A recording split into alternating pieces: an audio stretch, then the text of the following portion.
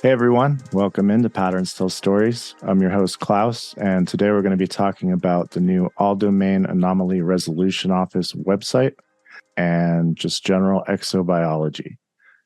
With me today is my co-host Garrett. What's up, man? Nothing much, man. I'm glad to be here. The show is sounding pretty good lately. I'm liking it. Yeah, it should be a good one.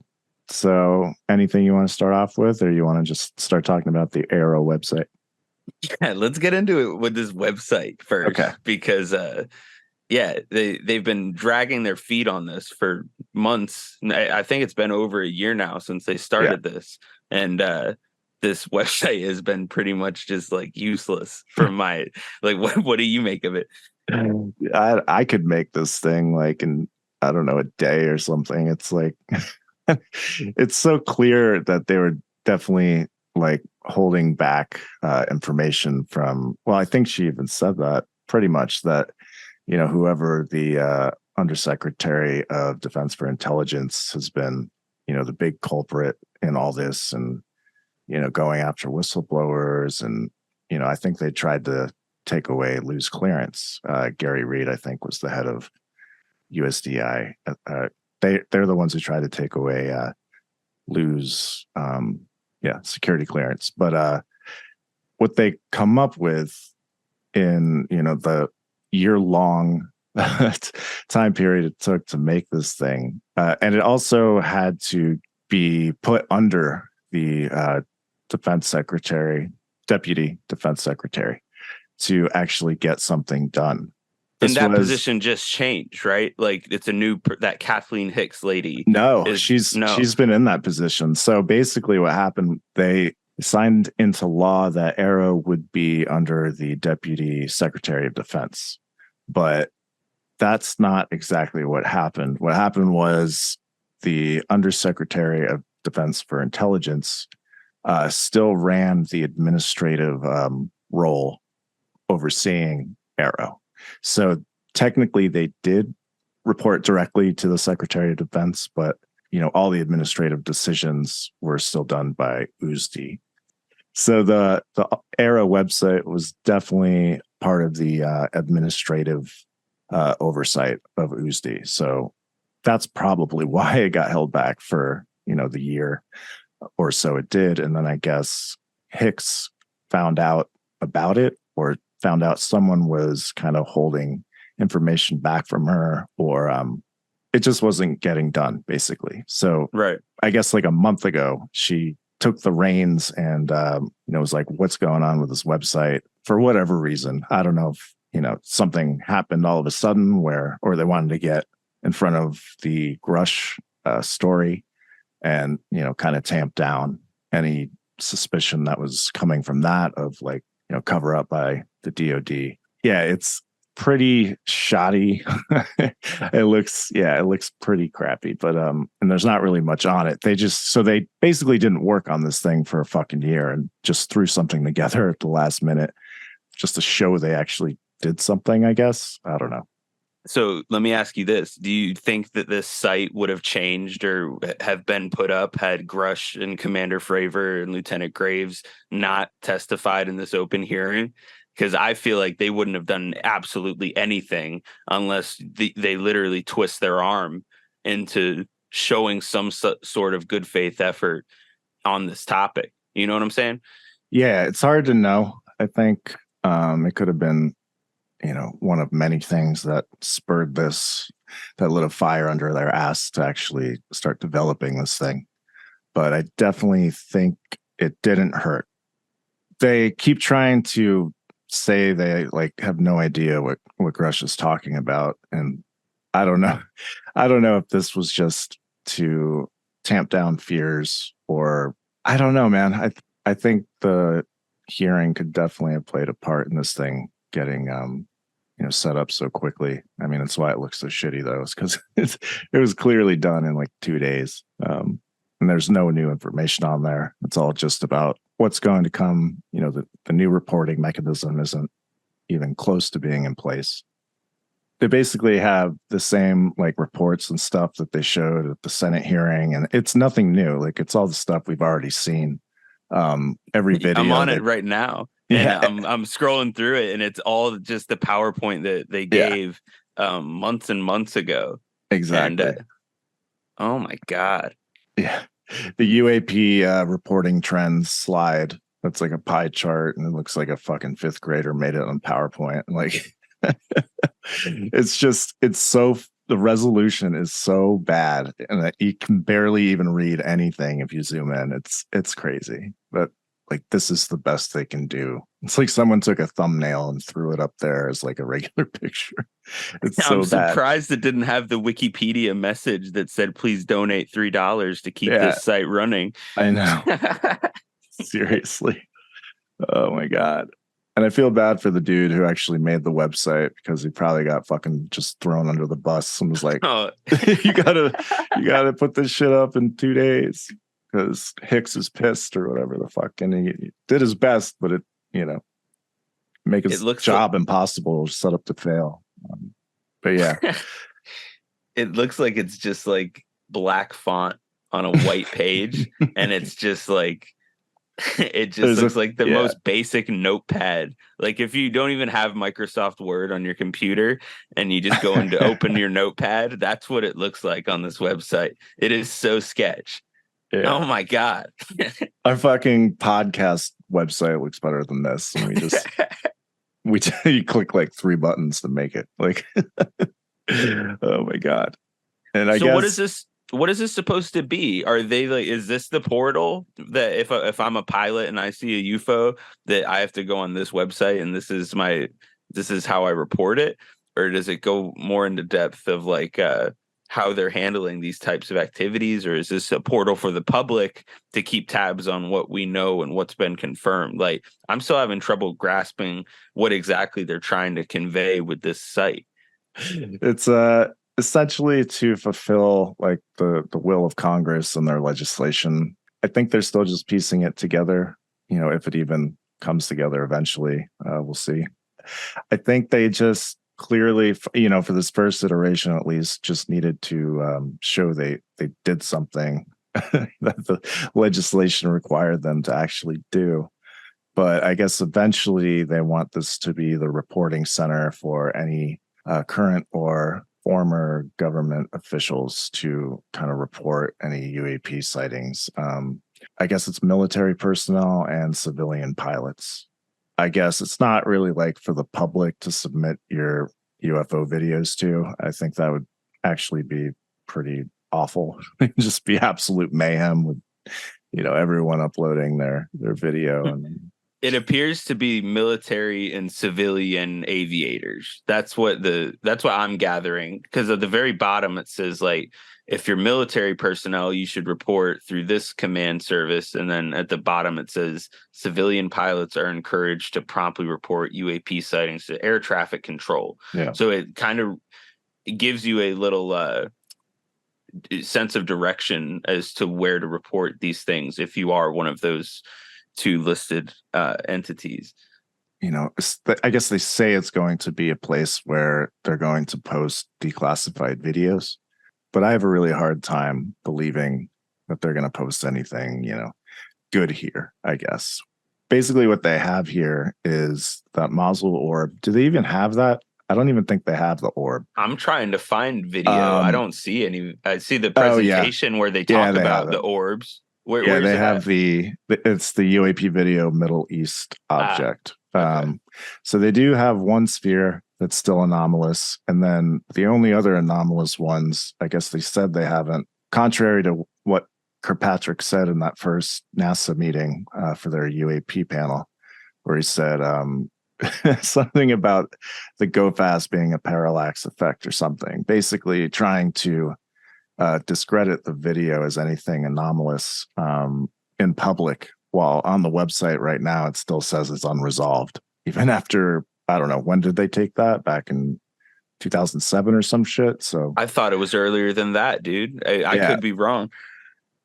So that's still on there listed as, unidentified, but Kirkpatrick's out there saying this is a parallax effect. And it's just so kind of like fucking weird how they're just kind of two-faced with this stuff. And then on the website too, they have the presentation where there's actually extra slides from this what was it? I guess it was the transportation department or some shit, where Kirkpatrick gave a presentation, and it basically shows that AARO has a crash retrieval and reverse engineering process. I think it basically says they coordinate crash retrieval and reverse engineering. Kirkpatrick goes around talking about how we haven't found any proof of what David Grush claims, even though we have in our own government, slide that we are participating in the same exact thing that Grush is talking about. So how dare you ask me these questions that are clearly so stupid? They're stupid enough that we're actually doing them ourselves. I don't know, man. It's so weird how they act in the public and just try to brush this off as nothing. And I guess that's kind of the military's way of doing things, because they always want to seem in control and able to protect the country. But I don't know. Clearly, Kirkpatrick's mostly comfortable in public trying to play down these sightings. And it's interesting that the actual AARO office itself is saying more about the reality of the phenomenon than the director. Did you read Kirkpatrick's bio on here, on this website? No. And why? it says, I wanted to read you this sentence, dude. It says, in 2003, he was offered a program manager position in the National Reconnaissance Office and converted to CIA in 2005. In 2007, he was assigned as Chief Technology Officer in a joint CIA-DIA program office, where he later became Division Chief as a DIA officer. In 2010, he was asked to serve as the Space Control Portfolio Manager for the Deputy Assistant Secretary of Defense, Space and Intelligence Office of the Secretary of Defense. That's interesting. That is interesting. I didn't know he had any CIA or like DI. I didn't know. Yeah. I don't know who bro. Even when I tried to learn about this, kind of relates to what we were talking about today. But like when I looked up, he's a PhD. He's a well-studied guy. Yeah, he's a smart guy. And when I like to read, whenever someone has a PhD, I like to read papers that they've been involved with and research they've been involved with. And when I go into Kirkpatrick's, he's involved in a ton, for one. But the other thing is, like, a lot of them have to do with plasma. Like almost all of them, bro. Like, I don't know why is that one of the elephants in the room when it comes to this topic, is that like this guy seems to be an expert on plasma and has been involved with secret technologies for a long time. I feel like the wheels are starting to turn for a lot of people listening when they hear that. Is like, I don't know. I don't like to make any conclusions. You know what I'm saying? But like this guy's track record, even on the website that they provide, is very interesting. But yeah, I did find the part of the slide where Kirkpatrick's basically admitting to running I'll just read it. This one little section, short, it's called UAP Object Recovery. So that in itself, that's the title of a little section on this PowerPoint presentation. Leads UAP recovery planning and execution in close collaboration with AARO S&T Group. I don't know what S&T means, but advises. I bet it's scientific and technical or something. Oh yeah, science and technology. Yeah, that's definitely what it is. Second sentence is advises commands on the secure and safe handling, storage, transport, and transfer of UAP objects and material for AARO S&T exploitation. So that's crash retrieval and reverse engineering in the language of an AARO slide presentation given to the Department of Transportation. You'll never hear Kirkpatrick say anything close to that in real life, like on a stage in public. The whole duality of that, like the kind of two-faced almost aspect of how Kirkpatrick plays the game and obfuscates. Best case scenario is that this was all because of AARO being, in the Undersecretary of Defense's office. Hopefully he's wanted to say more, but just couldn't. I have a hard time believing that's the case, but If he's finally going to start talking about the stuff that's on these actual slides that his office created, I think we're going to be in a better position. But I am kind of meh on that. Who knows? But he actually did also work for SAIC, which is the Scientific Applications International Corporation. He was on the science committee there. Yeah, they're definitely an interesting company. They were mentioned in Secret Machines. I think the second fiction book. They're like the only defense contractor he mentions in that book. So I think they're definitely an important player in this, perhaps even for, cognitive psi experiments, because I know a lot of the Stargate stuff went over to SAIC, I think in the 90s. The fact that AARO has this UAP object recovery section in their presentation is something, that's for sure. We keep talking about this, dude, but it's like the language and how specific these things are. I don't know if you've gotten this impression, but like lately when I've been talking to people about UFOs or like what they've seen on the news or this new hearing or whatever, they'll end up talking about it like they're like, oh, same old stuff, And as someone who's like paid a pretty close attention to this, is like, I don't think this is the same old stuff. I think that like they're actually protecting these whistleblowers and they're actually trying to make progress on a topic that we haven't been able to have any progress on in like 70 plus years since Roswell. Because ever since that's happened, we've talked about it before, is it's just been a long history of not giving straight answers on things that like people really care about. People are writing to their representatives every day, calling the representatives, calling staffers, telling them that they care about this topic. Yeah, I also wanted to say like that was something Jeremy Corbell and George Knapp did a good job of on Joe Rogan, was breaking that part of this down and being like, this is why this is important. This is why this is different than how it's been before in the past. Yeah, I just think that like the way it's going right now, they have to pass this like newest bunch of legislation to give the proper protections to actually move forward with this topic, because that's where they're talking about like eminent domain and like really being able to like use that carrot and stick approach that they were talking about. You know what I'm saying? Yeah, I think that's going to be one of the tough parts, is the eminent domain. In what way? There's lobbyists are going all in on that one for sure. That's Right. Definitely a tricky situation where, you have people who may or may not be part of, a defense contractor who maybe it's like their personal thing they don't want to give away. But at the same time, you're going to keep it for yourself and not like try to help us out by reverse engineering it. I mean, it's tough because a lot of people don't trust the government to do that in a way that would actually benefit humanity. They think they'll just take it and, tuck it away in another SAP somewhere. I think they might have to lighten up on a little bit of that eminent domain stuff to get the bill actually passed. I think, there's definitely lobbyists working their asses off to get that out of the legislation, and they're probably pretty powerful when it comes to campaign donations for those defense contractors.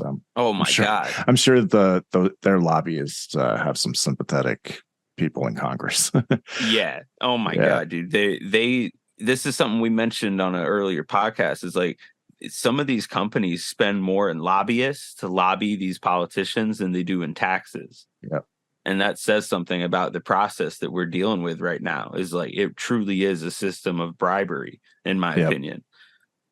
Yeah. And I also wanted to bring up from that interview from Weaponized you mentioned was I think Corbell talked about, basically said that these people who work on these programs, or at least some of them who are in charge of the programs, see this. He made the analogy of Gollum and the ring from Lord of the Rings. Yeah, that was weird. They're precious. Like it's it's so creepy to think about. Like, but when you really think about it, it's like this technology is so exotic, and probably it's like magic. It's experiencing magic every day, probably. I guess you could see how people could become obsessed with that kind of thing. And it also makes me think about I've mentioned this before, what Nick Cook said in The Hunt for Zero Point, where Paperclip happened and all those Nazi scientists that came over and went into our space program and helped us, get to the moon and stuff, their physics, their nonlinear physics, also contained a ideology within it.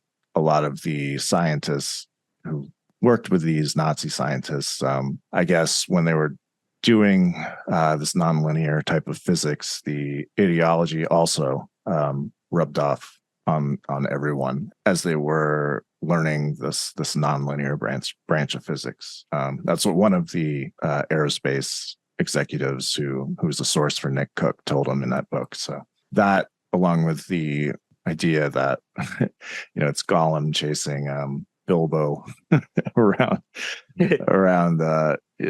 around Middle Earth to basically find his ring. If anyone took it like that technology, that's what they'd be doing because they're obsessed with it. And it also makes you wonder if it has anything to do with healing powers or has any way to extend lifespan of people. That's why I think certain Silicon Valley individuals are trying to fund this stuff, the kind of life expansion technologies that this potentially could have. Maybe that leads into this idea of my precious, the Gollum thing. It's yeah, if you have the ring in Lord of the Rings, correct me if I'm wrong, but you're like the most powerful, right? Like everyone is yep.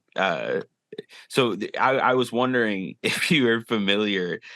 I love Linda Howe. Okay, I want to caveat what I'm saying first by saying I love Linda Howe. Okay, she made I think it was in the 70s or 80s. She made a great documentary called The Strange Harvest, and ever since she's been doing radio shows, and she has her Earth Files show. And I didn't really listen to her for years and years. And the first thing that I had listened to her of was like in the past 5 years or so, she did an episode of her show and she was interviewing this guy named Edward Abbott. And Edward Abbott he was a military guy, and he was describing a near-death experience he had after like a heart surgery. He was also claiming that the United States was like participating in communication with non-humans, and that he had heard whispers about it all throughout the place he was stationed. He one of the rumors he had heard was that when we were in the Iraq war, that we were looking for a particular like ancient technology. And he was saying that like the way the Bush administration felt about this technology was like, if we have this, then we're safe. And if we find this, then we win. Like that was the way he was talking about it. And I know that's just a whistleblower type call-in guy, but that one video in particular, he goes in depth about like what he experienced with his near-death experience and stuff. And when you're describing that one ring, that keeps like coming into my head of what I'm thinking about is this guy explaining how like there's this whole element to all of these like engagements that are happening internationally, and wars can be just one example, but like there's all sorts of things and resources or just like technologies apparently that might be like tucked away from some ancient time.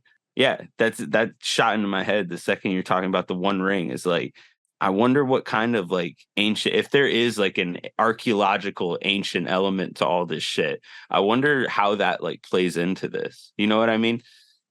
Yeah, it's also, like the thing that Ross Coulthard talked about, that giant UFO that they had to build a construct a building over because it was too big to move.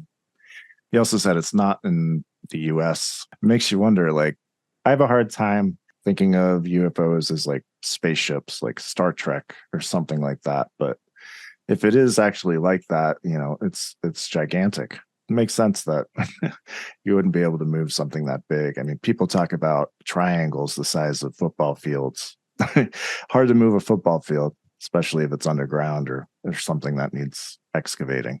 Like people report having all sorts. That's the thing about talking to people who are quote unquote experiencers, is the things that people report seeing fall under such a wide spectrum. Yeah. Whether it's like a being or a craft. A lot of the things, something John Keel would say that a lot of his witnesses he'd interview would tell him is that they would have an experience and they'd go, I thought that thing was alive. Whatever this was, this ball of light, like I Yeah. really felt like this was alive. And even Uri Geller talks about that when he was supposedly handed a piece of a crashed UFO and told to hold it in his hand, is that he felt like it was alive, I think is the way he described it. Yeah, I don't know what these materials are or how they interact with humans or their consciousness, but like, yeah, it's very curious to me because like what people desire to see does play into like what people report seeing, and sometimes what people fear to see, and yeah, I wonder if how that plays in. There's so many elements to this, I know. it's like the Yeah. the more that people want a cut and dry answer to these problems, that like I think they're going to be a little disappointed in that regard, and that it may be far more complicated than we understand, but I don't think that's something that should deter us. I think that's something that should like motivate us. Yeah. The whole plasma thing is kind of crazy to think about. I mean, it's the most abundant, I guess, phase of matter in the universe. If life were to, or intelligent life were to evolve out of a form of matter, why would it have to be a carbon-based solid life? And that's a thing I think that a lot of astrobiologists are coming to terms with, and kind of expanding their paradigm, I guess, with is what kind of chemicals put together make up life, what kind of processes, replication, things that viruses can do. What defines life, I guess, is kind of up in the air, because we find things like prions as well. They basically make other proteins fold into fucked up ways, like they are. It's kind of crazy. They somehow instruct other proteins to misfold without having any direct contact, which is weird. It's almost like they're telepathically like misfolding these proteins and influencing them in some way. I don't know. It's crazy. Dude, I'm reading this excerpt from The Greatest Show on Earth, The Evidence for Evolution by Richard Dawkins. And he's like explaining how RNA and DNA are related and how like the origins of each came to be. And he says RNA belongs to the same family of chain molecules as DNA, the polynucleotides. It is capable of carrying what amount to be the same four code letters as DNA, and it indeed does so in living cells, carrying genetic information from DNA to where it can be used. DNA acts as the template for RNA code sequences to build up, and then protein sequences build up using RNA, not DNA, as their template. Some viruses have no DNA at all. RNA is their genetic molecule solely responsible for carrying genetic information from generation to generation. It reminds me of that Lou Elizondo quote that I'm going to read, because Nice. it's pretty important. I just want to do a kind of disclaimer. We are not talking about like COVID came from space or any of that bullshit. It's tough to have a conversation about this right now without feeling like you're feeding into conspiracy theories about pandemics and that kind of thing. Obviously, all that shit is up in the air for whatever reason, and people feel one way or the other, but that's not at all what we're addressing right now. We're just talking about hypothetically, just how life comes to be and what actually defines life. Just wanted to make that clear. I just wanted to say that first, but Dude, while you're looking for it, can I read you the this one from The Selfish Gene about like colonies and symbiotic units of viruses? absolutely. Because it's a pretty cool one. I think Gary Nolan, like, that's like his highest recommended book, is The Selfish Gene. That was the first one that I've ever heard Richard Dawkins recommend when he was asked in like a lecture. They asked like, what book would you start with of yours? And he answered I think it was one of the first books he actually published. He said that he could have called the book The Altruistic Gene. And when he explains like what the book is about and how we are like just vessels for these genes to do what they're meant to do, is to carry on life. You know what I mean? And so in this book, here's how he lays it out. He says, I speculate that we shall come to accept the more radical idea that each one of our genes is a symbiotic unit. We are gigantic colonies of symbiotic genes. One cannot really speak of evidence for this idea, but as I tried to suggest in earlier chapters, it is really inherent in the very way we think about how genes work in sexual species. The other side of this coin is that viruses may be genes who have broken loose from colonies such as ourselves. Viruses consist of pure DNA or a related self-replicating molecule surrounded by a protein jacket. They are all parasitic.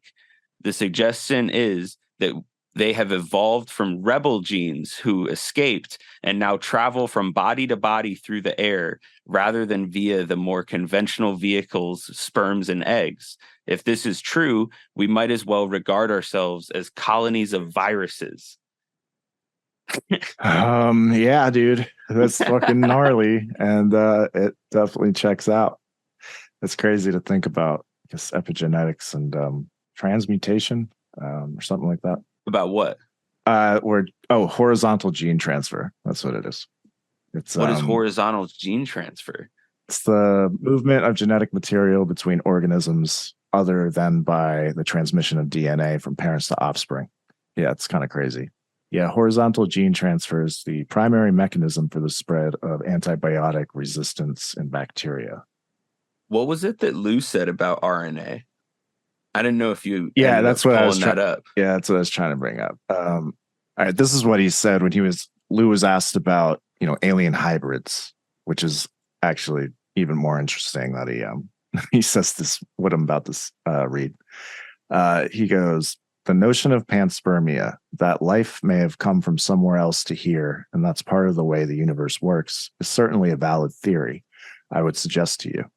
As far as hybrids are concerned, my background in microbiology and immunology tells me we are a species of hybrids. We always have been. In fact, it's bad for our genetic pool if we don't have that type of diversity. What makes a healthy society is the fact that we have all sorts of different backgrounds. Most people have a diverse genetic background, and that's good for the species here on this planet. It's not a far leap to say that if it's good for this planet, that might actually be a universal trait. Maybe that's the way life exists and thrives throughout the universe, not just on our planet. Maybe this hybridization, and I know people kind of want to go down the rabbit hole of alien hybrids, but let's talk about that for a moment from a very real sense. You have a virus. A virus really isn't any type of life form. It doesn't even have DNA, and yet it replicates and it protects itself, and it does a lot of things that life forms do. But it uses RNA, and it can inject its own RNA to change the sequencing of DNA in a host to make more viruses. So to some degree, viruses act a lot like a life form, and some scientists have speculated that maybe they are an alien life form. And we've just been living, in some cases symbiotically, and in some cases more parasitically, with alien life forms all along. You can't disprove that. There's some interesting evidence to suggest that maybe viruses aren't natural to here, to this biome we call Earth. He's essentially insinuating that viruses kind of make up life. It's just like one giant puzzle, and all these viruses are what causes the genetic diversity that allows us to continue evolving. And they're not from here. In that sense, he's talking about alien hybrids in a very real way.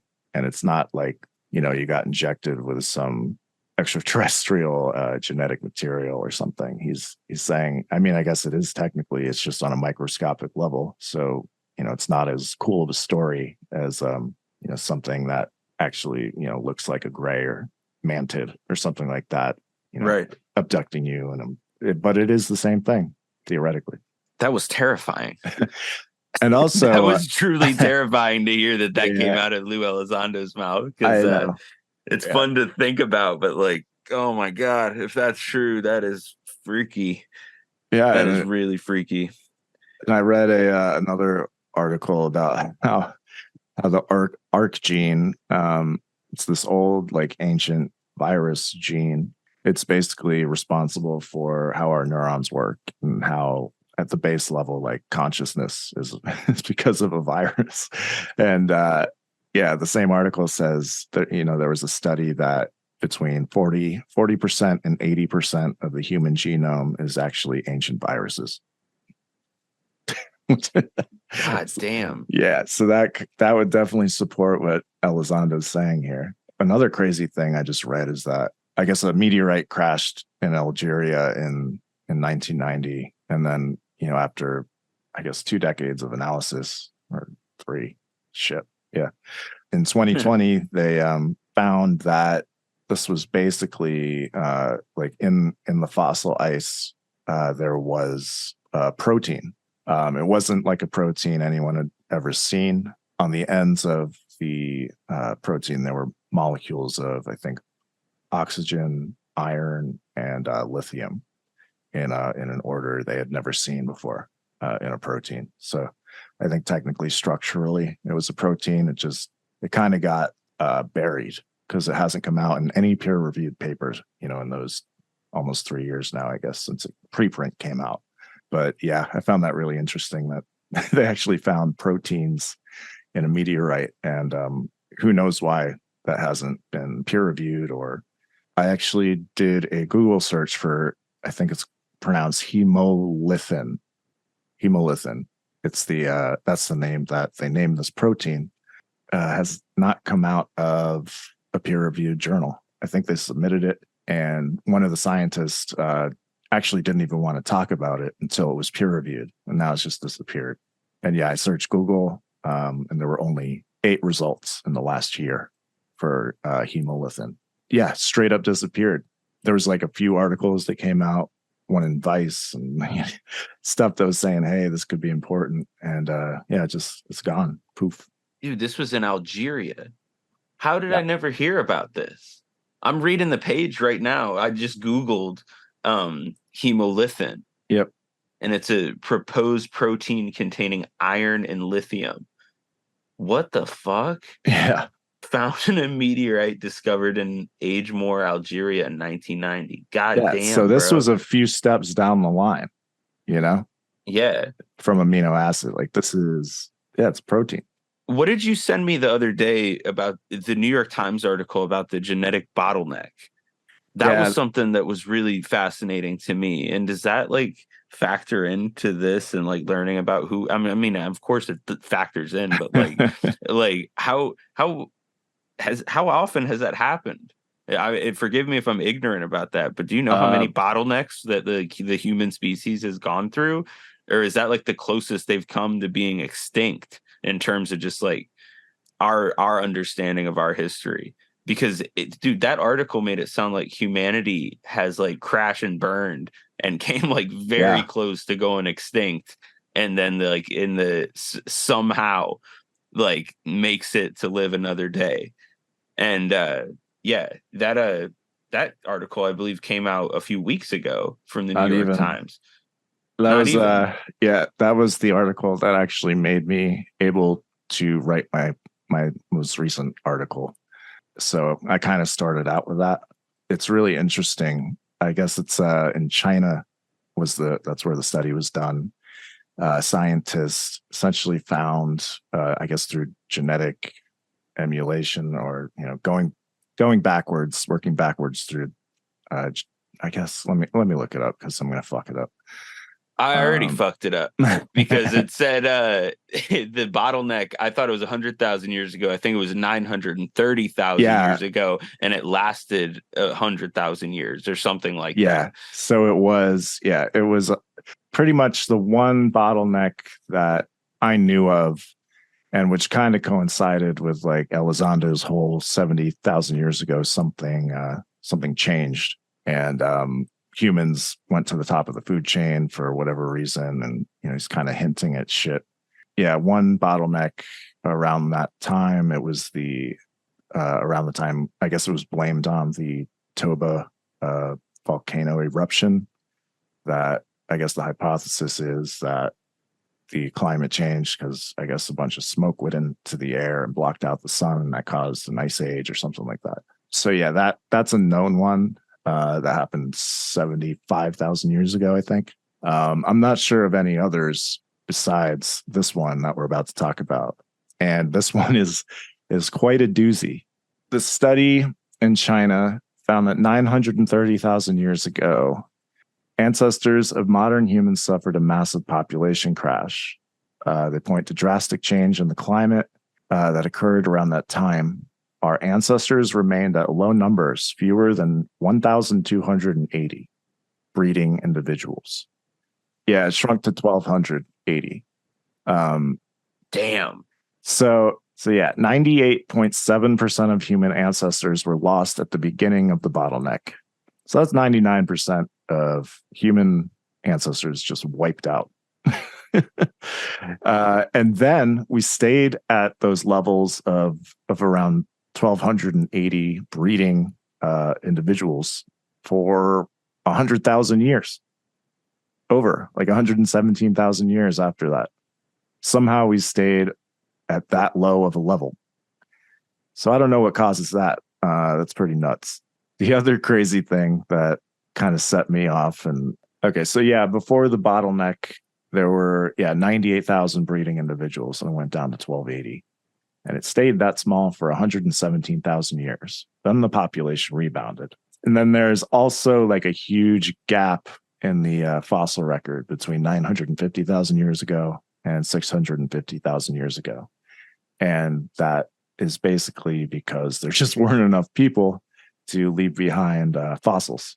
So that's a nice little coincidence. And it also, coincided with that huge climate shift. Yeah, so this is where it gets kind of crazy.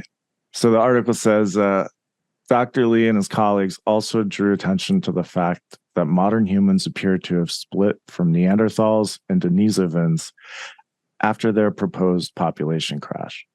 They speculate that the two events are related. The researchers noted that most apes have 24 pairs of chromosomes. Humans only have 23, thanks to the fusion of two sets. After the crash, the scientists suggest a fused set of chromosomes may have arisen and spread through the tiny population. All humans with 24 pairs of chromosomes became extinct, while only the small isolated population with 23 pairs of chromosomes fortunately survived and passed down from generation to generation. So that's some shit. 23 pairs of chromosomes that basically make us human. I think that's 23andMe is the fucking website. So, and then all the other apes have 24 pairs of chromosomes. It's if that's the cause of that, whatever genetic bottleneck happened there, that's kind of where my theory comes in there. So these Denisovans, they interbred with modern human, or what we now know as modern humans, and like slowly introduce their genes into the modern human gene pool. Is that like a roughly kind of what happened in what you explained there? Humans, they split from the two after the proposed population crash. What the fuck? So something happened there. It's nuts.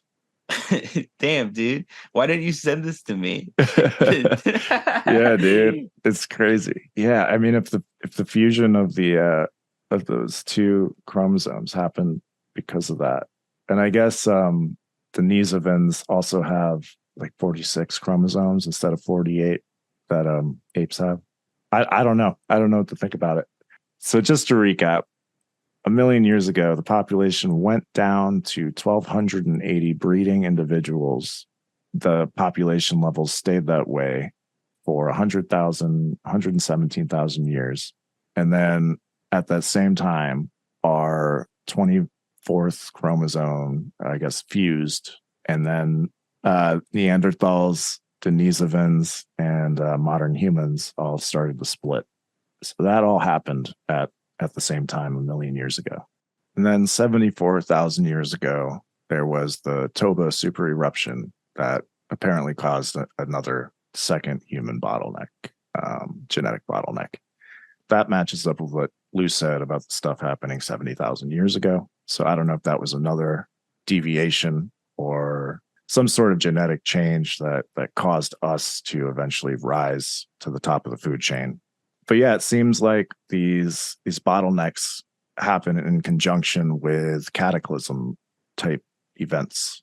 I find that interesting that at both of these bottlenecks, there was some sort of giant change in Earth. I don't know. It just makes me think about what would cause some sort of pole shift or something like that, or just an extinction event. Could come from meteorites or asteroids hitting the Earth and thinking about, proteins that were found in a meteorite. Your imagination can kind of just go wild there, which I kind of did in my recent article where I talked about like a specifically like genetically engineered virus that was sent by an advanced civilization to alter us in ways that they wanted us to act, and they could have done so by, mutating the virus that they sent here in specific ways that would suit their needs, and then they wouldn't have to, come here. They could just launch, an asteroid or even like a spaceship maybe that would take out a big part of, again, the breeding population, then be able to spread from patient zero or something like that. It would be a lot less people to infect in order to infect the whole population, have a higher percentage of people infected if there were less people to infect in the first place. Right. I don't know. It was just an idea I had. And then I looked, did you watch The Expanse? I started the first. That's like the name of a show? Yeah, I guess you haven't. Yeah, dude, I don't watch a whole lot. Yeah, I've seen the whole fucking thing. Yeah, so there was this show called The Expanse. I watched like part of the first season. It was just too long. I've such a fucking attention problems these days. It's so bad. Like, yeah, so it's a show about people living off world in the future. I don't want to get much more into it than that, but essentially in one of the episodes, they have this thing called a proto-molecule.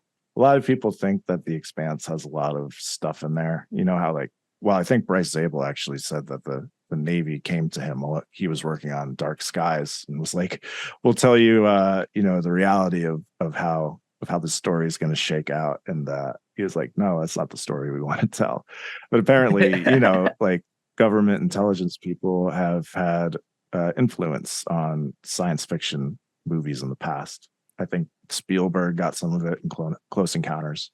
Oh, hell yeah. Jacques Vallée. He based a character in Close Encounters of the Third Kind on Jacques Vallée. I think his name was Lacombe, and he was the French scientist that cool. Yeah. It's so cool.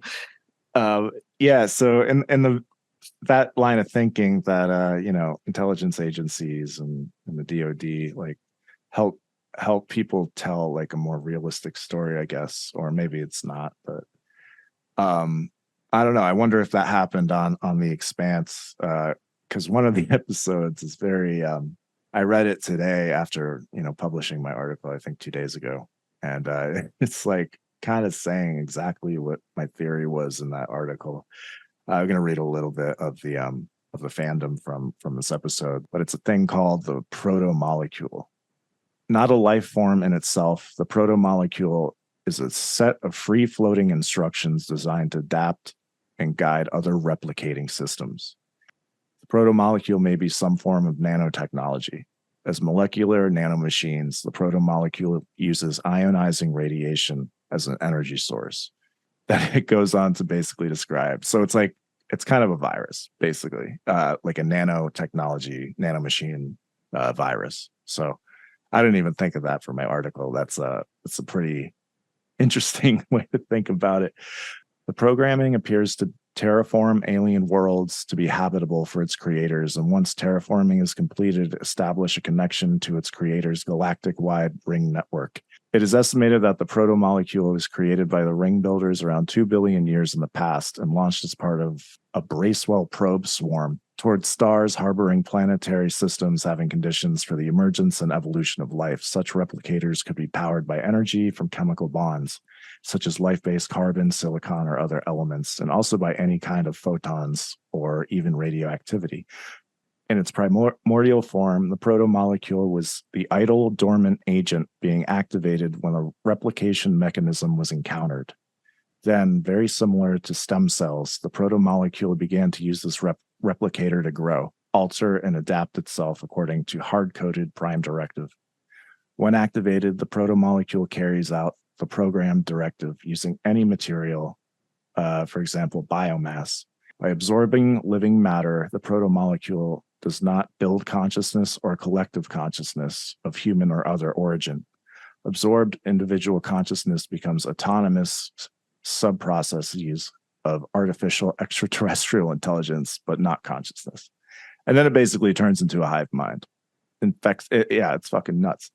It basically acts as a virus to carry out the race who made it, carry out their will and terraform planets. And when they're done terraforming, open a fucking wormhole. So they're the race that created these nanotechnologies can just pop over. Oh my God. Something that's real interesting to me, you learn about the insect world, how so much of like controlling behavior seems commonplace with chemicals. And then when we remove ourselves a few degrees of magnitude from that as human beings, we look at things like that and we're like, oh, well, like we're human beings. We wouldn't be like led to something like unbeknownst to us.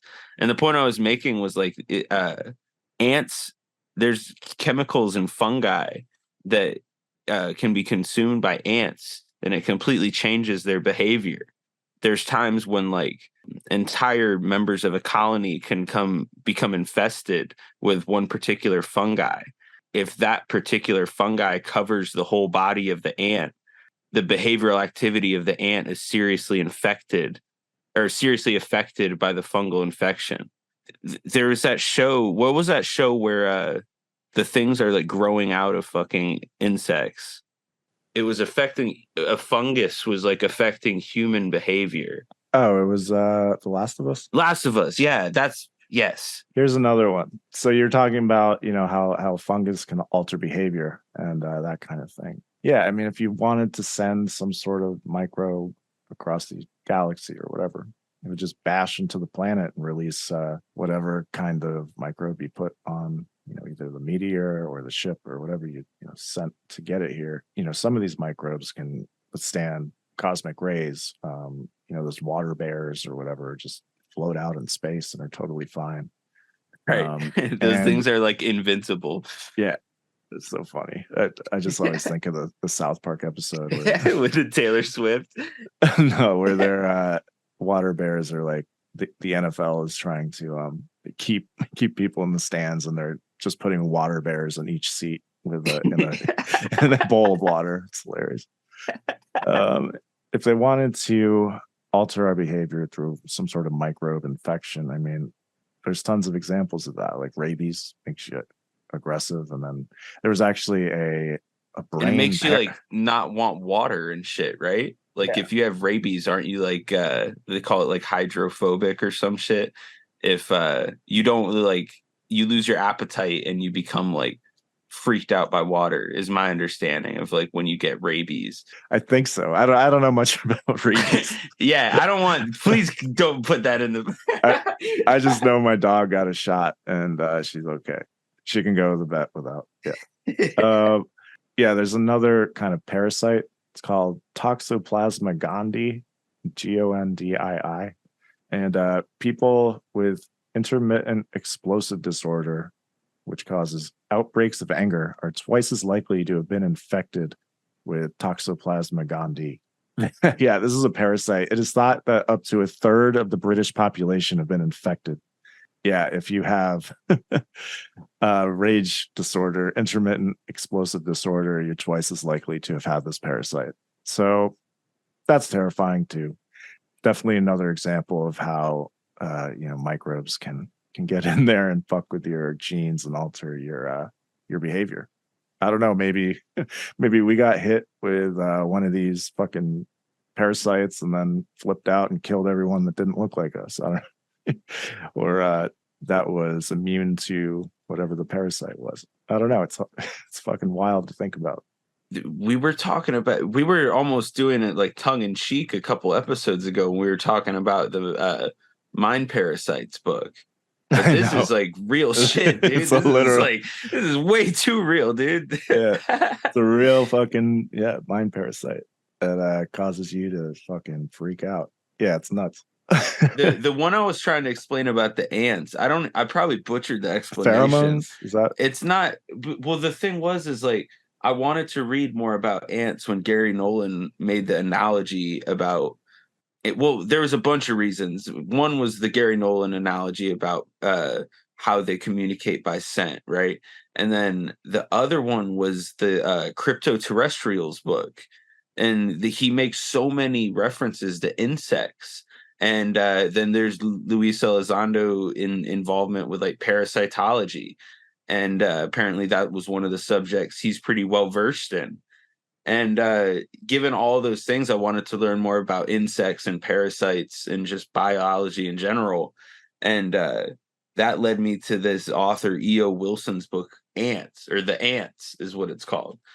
And he talks about how these like ant colonies become infected by this fucking fungus, and they'll like kill their own queen and kill their mothers, and like it's just based off this one little chemical that like completely changes what their behavior is like. It's very strange because like I think I sent you that when I was reading that book about honeybees and how different honeybees are like tasked for different roles just from the get-go. It seems like ants kind of fall into line in a similar way. Like they have their own little hierarchies. The insect element of all this, and when we use terms like hive mind, or the swarm, and or even Tom DeLonge, he used the term ankle biters. Like Yeah. it definitely seems like there's some sort of like, at least in my opinion, when I hear terms like that, it seems like they're trying to say it without saying it, that it has something to do with biology we probably understand. It's just very foreign to the way humans think, if that makes sense.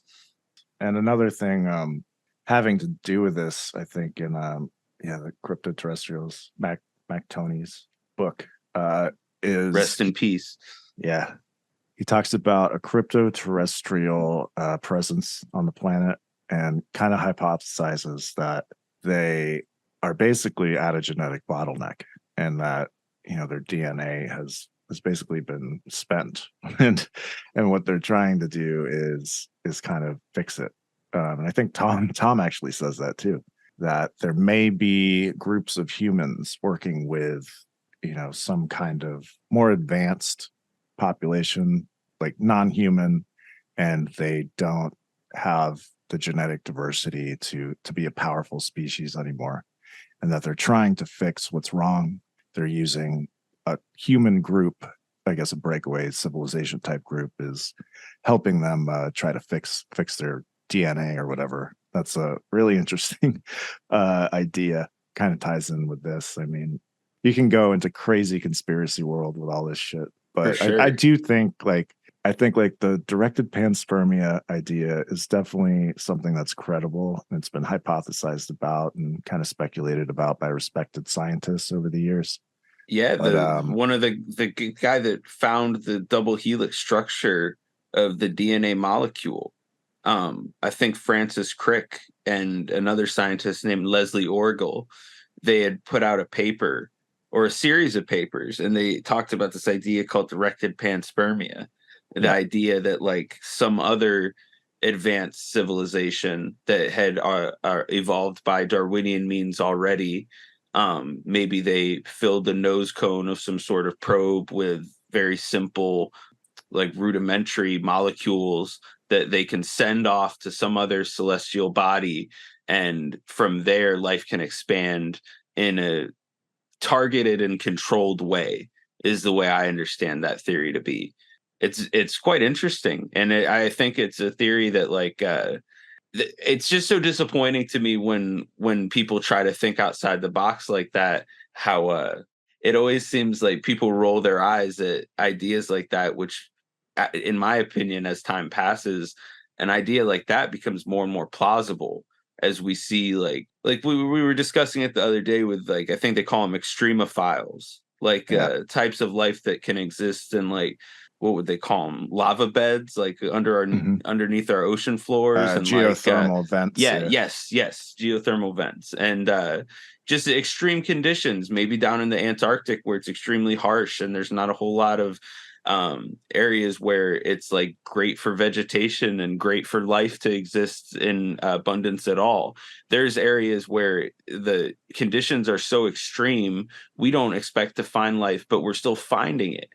I think this is just going to fall into place like these other things, is that it's just like, yeah, it's strange, it seems like it's an outlier, but it's still something that is like not something we should just dismiss entirely, you know? Yeah, and that's basically what like a shadow biosphere is when actual scientists talk about it is the kind of life that works in a way that we don't really consider life yet. So there's kind of this gray area we're seeming to break through. I think exoplanets and what they're searching for, they're kind of opening the aperture of their hunt for extraterrestrial life. And one would think that would translate back down to our own planet, but I think that's going to be a tougher sell. I mean, if the evidence is there on another planet that, hey, this is behaving like the way life does, it's got these processes that aren't technically biological, but are doing some of the same things that biological life does. I think that they can't ignore that evidence, and it's going to really kind of change the way we look at what being alive is, and can look for on our planet. Yeah, the whole extremophile thing is really interesting, and that's I found another article that came out essentially saying that microbes can arrive on our planet by hitching a ride on a meteor. They can survive the shock wave. Bacteria riding on an incoming meteorite may be able to survive the violent shock wave created when it crash lands on a planet. Their cell walls have been seen to rapidly harden and relax after a sudden shock compression, enabling them to bounce back even after an extreme collision. The microbes not only survived short blasts of pressure, but went on to reproduce in colonies on Earth prior to and during the late heavy bombardment 3.8 billion years ago. When the planet was hammered by meteorites, this type of bacteria could have not only survived, but thrived. So if some sort of infectious agent could survive and even thrive after such a huge shock wave and get past that, it kind of makes sense, again, from that kind of theory that I put forward before. I'm getting Andromeda Strain vibes. Yeah. I don't know if you're familiar with that. That's like an old book that like that's one of the earliest, in my opinion, like thought experiment books that like takes you away from thinking that it's going to be some little fella in a saucer. It makes you think that like what we picture an alien can be, or what we picture an alien, quote unquote, to be, it can be very different. And you see that nowadays in like different depictions of what aliens could be, but like more or less they usually depict it as like a little fella in a spaceship. The thing is like Andromeda Strain makes you think like this could be much smaller and much more subtle than someone that's like coming and landing on the White House lawn. Yeah, and it's definitely way less fun. And for sure, way less exciting of a way movie plot. Much more of a bummer. Yeah. Oh my goodness. Yeah, this is what I've been getting into, man. It's been having a great time. Week. Dude, you have no idea. Oh my god. I wrote exobiology, intelligent plasma, and then I think we're a little past that right now. Yeah. And it also all like brings me back to that one section in Lavenda ended one of the chapters in Secret Machines, where he talks about he goes, why have they not invaded? People ask, why have they not simply come in, destroyed our weapon systems, and put their webbed feet down and forced peace on Earth? This is why, because they can't. We are in a symbiotic relationship with the alien. We have always been. Since that first mention of the sons of God and the daughters of men, they are not all powerful. They are just powerful in ways we are not, and they need us for that reason. And God help us, we need them. Yeah, I don't like that also. This context, fucking symbiotic parasites, and oh God. Well, leave it to Peter Lavenda to leave us speechless. I know. Because goddamn, there's very few people that I feel like can write something that we're just like, goddamn, Peter Lavenda, man. He really could sum it up. And dude, his Sinister Forces trilogy is outstanding to those interested in this type of topic. He's been at this for years. We can even tie this into like the remote viewing thing we did last week. We talked about this army doctor named Andrea Puharich, And Puharich wrote a book called The Sacred Mushroom, and he was very interested in different psychedelic plants and their potential connections to human psychic ability, like telekinesis or like you name it. He was very interested in that. And in Annie Jacobson's book Phenomena, she talks about how Puharich was the head of a sub project of MK Ultra that involved hallucinogenic mushrooms, right? On that note, there was a man named Terence McKenna who's now dead, but he was a brilliant man in my opinion, and he was like this guy who wanted to protect these cultural shamanistic plants, and he wanted to explore hallucinogens, and he was a mathematician, and I found him brilliant. He was a very like warm, loving, just different energy individual, and people who are fans of Terrence will know what I'm talking about. But Terrence would experiment a ton with hallucinogens, and he points out that like in the West, when we started drinking coffee, coffee was considered a hallucinogen. And it took us a couple years for our culture to kind of like integrate coffee into being something that's part of our daily lives. And he makes the point that like what the telescope is to astronomy is what psychedelics could be for consciousness. Is like it's a tool, and as long as you're not abusing that tool, you can probably find out a lot of interesting things about yourself and about the world you live in and the way your mind works. So there's this one McKenna like lecture, and he's talking about, he uses this phrase he calls the or term he calls the heroic dose. And when he's talking about psilocybin, like this form of mushroom, he he says that at 5 dried grams, he calls this amount of psilocybin the heroic dose. He said that when you take the heroic dose of psilocybin, this 5 dried grams number, he points out, is that your brain enters this state where he says it's very easy to find this like hierophant voice within you. And he says like a big part of the psychedelic experience when you're taking that heroic dose, quote unquote, of psilocybin is to come out of the experience with something that you know you didn't already know. You know what I'm saying? Like something Yeah. that makes it abundantly clear that you were accessing some other source of information. You're not just talking to the back of your own head, is the way he put it.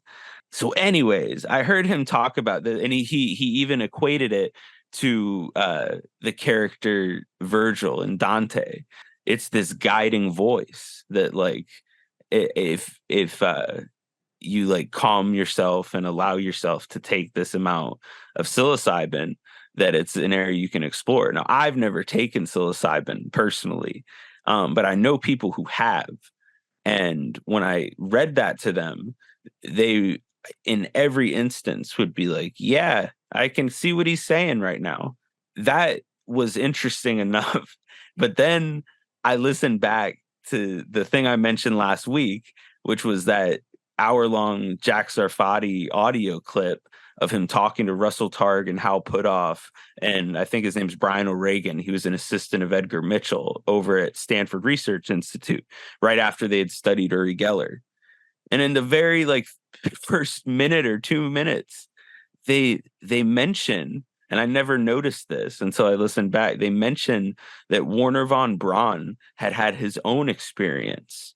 Okay, so in the beginning of this audio clip, it's Russell Targ, Jack Sarfati, Hal Puthoff, and Brian O'Regan, who's apparently this assistant to Dr. Edgar Mitchell, and who is real interested in consciousness and psychic research. In the very first minute or so of this audio clip, they start talking about how von Braun had his own experience. The way he describes it is that it was like Virgil to Dante.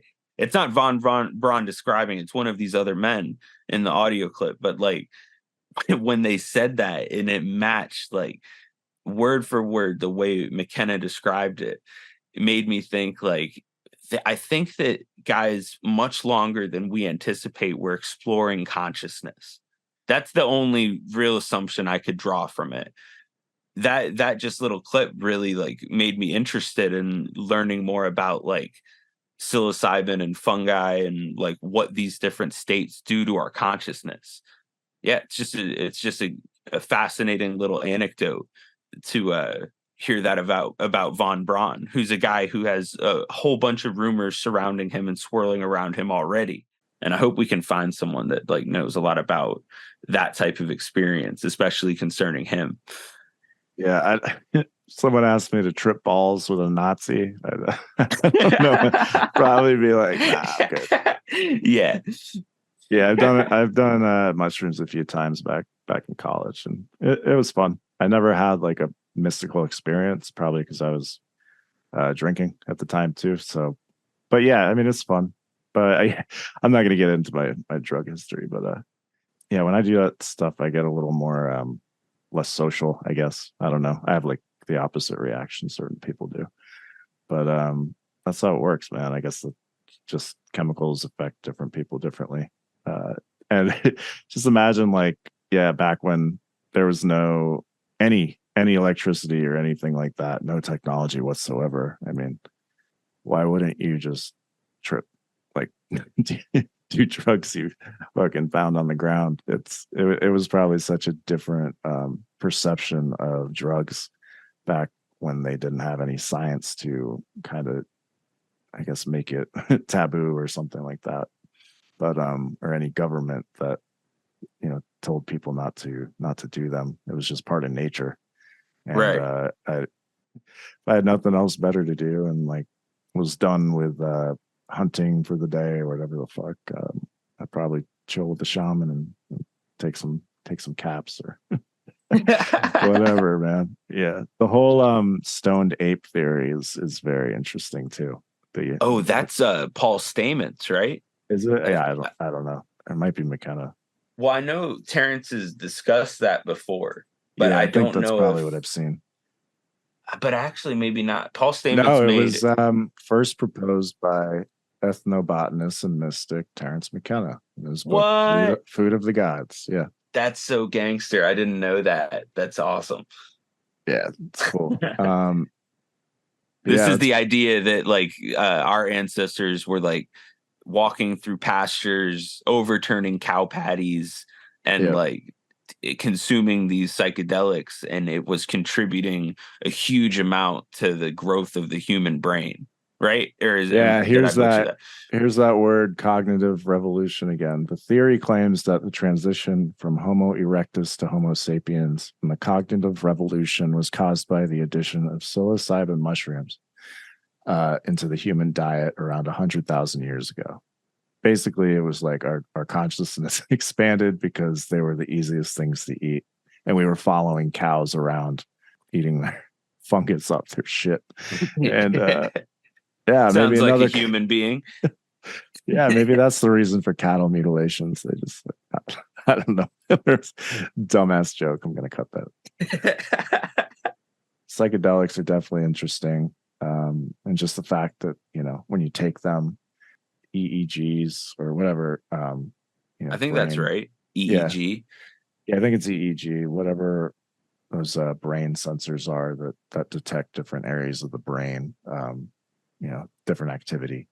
When you take like psychedelics, I guess psychedelics also shut off the default mode network. And that was kind of what I was talking about in a previous episode where we bring in like the holographic theory and maybe, mushrooms actually let some of the information outside of our filter we evolved. Maybe it shuts some of those filters off and lets some of that, information, quantum information into your brain that otherwise wouldn't be coming in. And that quantum information is part of the collective unconscious outside the filter. Just So, in other words, you believe in little green men, you're saying? machine elves, bro. It's all about machine elves. And Oh, they God. fucking run the world, dude. But I think that's a good place to wrap up. Been going a while, so it's gonna take me forever to edit. And, Hell yeah, bro. but yeah, man, you want to plug anything? You got that article coming out? Yeah, bro, I'm trying, dude. I'm trying, but every day I feel like I read something that I have to add to it, and I'm like, Yep. that's one of the funnest parts about following the evidence is like you can follow the evidence, and it leads you down all sorts of like I know. paths that, dude. We're talking about prions right now, and this Yeah. is a UFO show. You know, it's like the fuck. Seriously. Oh my God. God, that people fucking hate this episode, probably. I don't I don't think so, dude. I think that we're right where the listeners want us to be. Maybe listen to this in a year and it'll probably be a lot more relevant. We'll find out. Like, yeah, we're all made of dude. space COVID. Again, we're not talking about that at all. This has nothing to do with COVID. It's really just a speculation on the structure of viruses and that kind of thing in general. Do you want to plug anything, dude? Yeah, I have an article on this exact thing that just came out. It's actually for paid subscribers only because of the content, and I don't want that shit fucking going all over the internet. Like, yeah, like space COVID. So yeah, that's for paid subscribers only. I think I'll probably write more outlandish stuff. Not outlandish, but just like more speculative stuff, just for people who appreciate me enough to know that I'm not crazy when I write this stuff. Right. Rather than having it all over the internet. Like, yeah. Anyway, but yeah, check that out. It's called, what is it called? An Unnatural Selection. So yeah, that's pretty provocative. Yeah, listen to this podcast. I guess you are already. Yeah, we'll see you next week. Yeah, thanks for listening. Thanks, guys.